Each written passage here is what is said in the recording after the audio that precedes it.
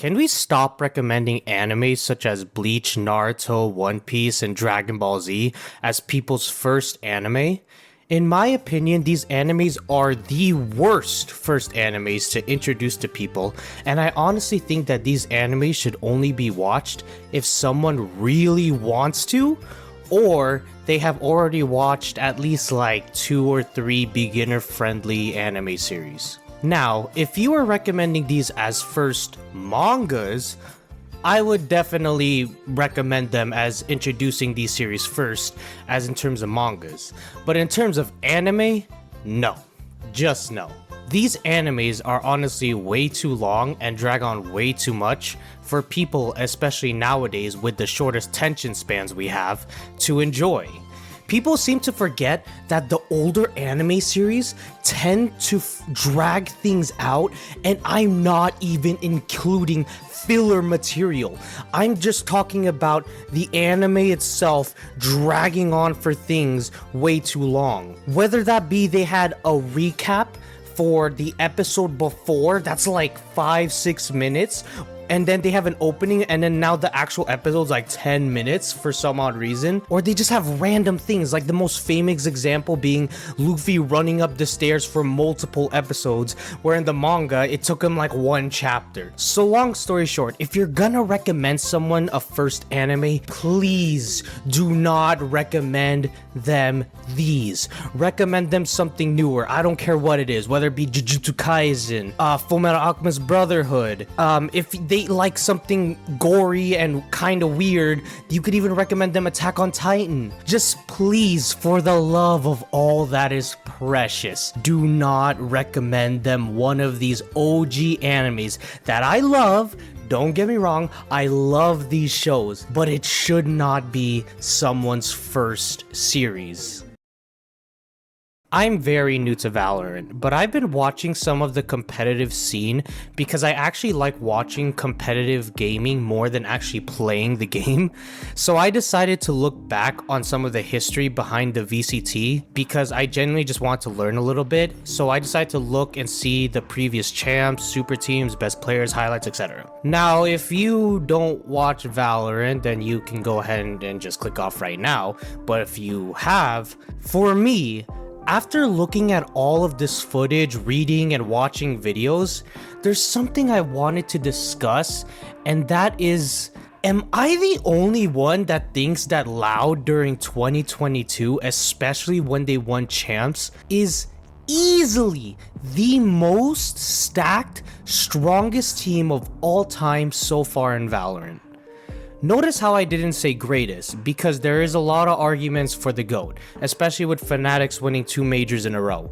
But in terms of just strongest team, and a team that if all their players were at their peak would pretty much be the Warriors with Kevin Durant, it would be Loud. Like, the thought of this team, especially if it got introduced today, would have everyone literally trembling in fear. I swear it would, thinking that's not fair. Let's break it down really quickly on the pieces that make up this crazy super team to show why this team would have easily been just unfair for everyone if they just stayed together, especially with the potential they had. First off, we have Aspas, who is 100% at least top 2 greatest duelist of all time. In my opinion, he's the greatest duelist of all time. I honestly think when Aspas is on, there's no one that can beat him in a duel, and he stayed consistent throughout that too. He has not fallen off. Even when Aspas isn't on, he is still doing way better than most duelists. Next, we have Sarhak, who is widely considered to easily be a top 3 great IGL, especially after this year, and on top of that, he also has amazing mechanical skill and clutchness, which is something honestly you'll notice throughout this whole Loud team, is that for some reason, every single one of them, even down to the IGL, has amazing mechanical skill and can clutch every round. Then we have Penkata, who is in contention to be the greatest smokes player of all time. I know at the moment he's on Sentinel's bench, and I actually think he got released at the moment, but that's just because the org once again said themselves that he's too good to be in a bench. But that's honestly more due to synergy and stuff. Pancata is still one of the best smokes players, and at his peak, him and Marv were the smokes players. Those two were the best, and I think like Pancata won the MVP for champs. So Pancata is actually crazy, and if you look at his highlights, even in Sentinels, you'll see that this guy is just built different. Next, we have Saucy, who is again an amazing initiator. He showed it on the Sen team that he is super clutch and a very good initiator that's able to support his team and get value no matter what. Also, he's crazy clutch as well.